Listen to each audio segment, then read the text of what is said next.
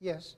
Initially in this country, the role of the teacher was the job of the unmarried female, and thereby was a position of low prestige and low pay, and therefore the lack of financial support and community support. So you're saying the historical question sheds light on why we have these economic problems, because historically we could exploit women. They didn't have anything else to do in terms of professions. They had no other avenue, so we could say plenty of women, put them to work for low pay. And now this is a different world, and so economically the economics needs to change, but people don't see that perhaps. We also have the proliferation of knowledge now at a much more rapid rate, and the technology, and a lot of our models came from the pre-industrial age and from European models, Dickensian, excesses.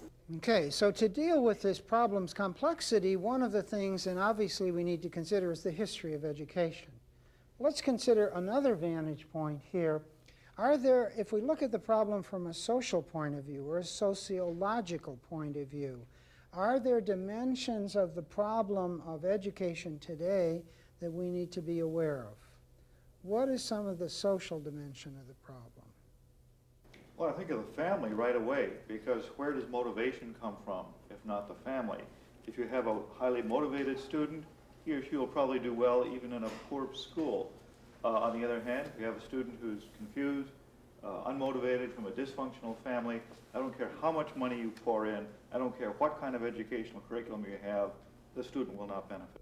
So to understand the schools, then, you're saying we have to realize that with the disintegration of the nuclear family, we have many students who simply don't have the support from their family to value education. We have to factor that in. What other social problems or social realities shed light on the problem of education? In Minnesota, in Wilmar, we have a police officer in the high school because of the gang problem. So even, and I know people, this is a personal experience of course, but I know people from good families whose children are afraid to go to school because they're afraid they'll get beaten up by the gangs.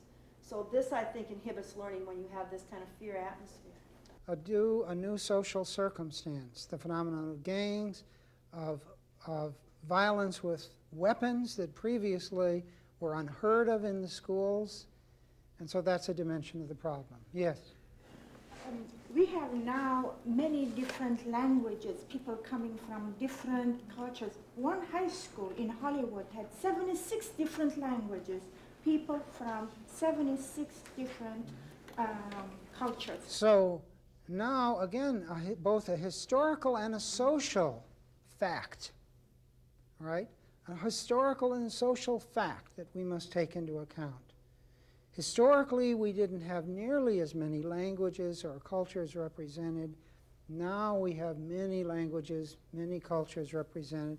In addition to the problems of guns and violence, what other social problems are inherent in the problem of education? Race. How so? Could you elaborate on that? Segregation of schools. Schools were segregated, some are now desegregated, whether that has worked or not, whether that has benefited. So increased racial conflict in the schools due to the fact that more races are together in circumstances of competition, perhaps. Yes? Regionally, there are problems. In Virginia, we have not embraced the national standards because there's fear that we won't be able to teach historical facts the way we want to teach them. All right, let's move now. We have the historical dimension, we have the social dimension. We, of course, haven't begun to deal with these dimensions fully, but let's get a range of these dimensions out there. What about psychological problems or the psychological perspective? How is there a problem in education that is psychological in nature? What's the psychological dimension? There's so much fear in our society right now. I think we're in such a conservative backlash, and I think it affects teachers and students, and so many teachers, I think, are afraid to embrace change or to have students think, because there's a very almost McCarthy-like mood in the country of repression. The fear of teachers. Are there any other fears besides the fears of teachers? Do students have any fears? Who can articulate that? Yes. Well, besides the fear that I mentioned of gangs earlier, I think the students have fears if they're involved in, say, like drugs, or if they've been sexually abused or physically abused. They're kind of even afraid to get help from the school counselors because of the peer pressure, the family pressure, so that they're in a situation. And of course, learning disabled students and EBD students, they don't want to get labeled. So there's a lot of psychological problems in the high schools. Okay, so now we have some historical facts in the background. We have some sociological facts. We have a couple of psychological facts. What about the economics of education? What economic problems are we facing today that may be especially vexing to us? Yes? The poor distribution of resources because of the taxing system in the country. Wealthy districts versus poorer districts. So there's a maldistribution of the effort that could go into education. Okay, so as economics and economic patterns change, and as funding sources dry up for education and the economy contracts, we have some economic problems to face. What other economic problems are involved? Two parts to this. Sometimes it's economic. They think that money should solve all the problems. The attitudes towards the economy part. Then people that come from poor backgrounds, they kind of, it's related to psychological, they feel that because they don't have it, they shouldn't perform, or they don't expect from themselves. Yes, this sounds more like a psychological problem that people mistake as an economic one.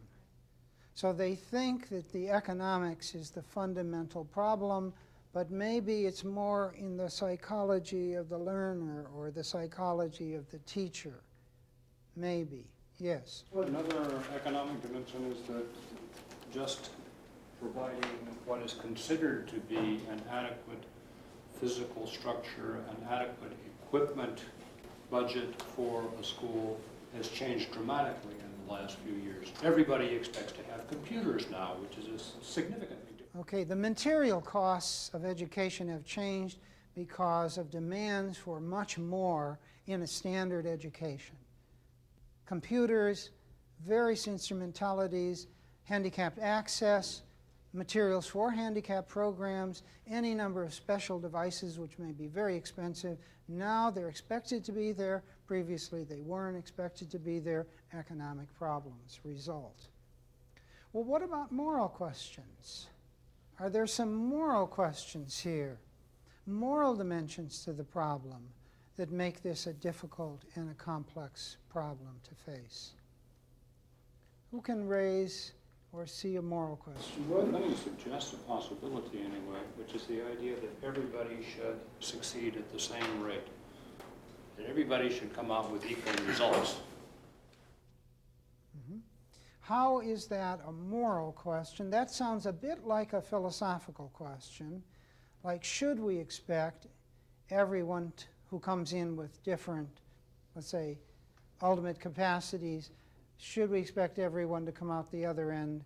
Sounds a bit philosophical to me. Maybe I'm missing the moral element. Maybe I'm suggesting it's immoral to communicate to parents and members of the community at large the expectation that everyone will perform at the same level.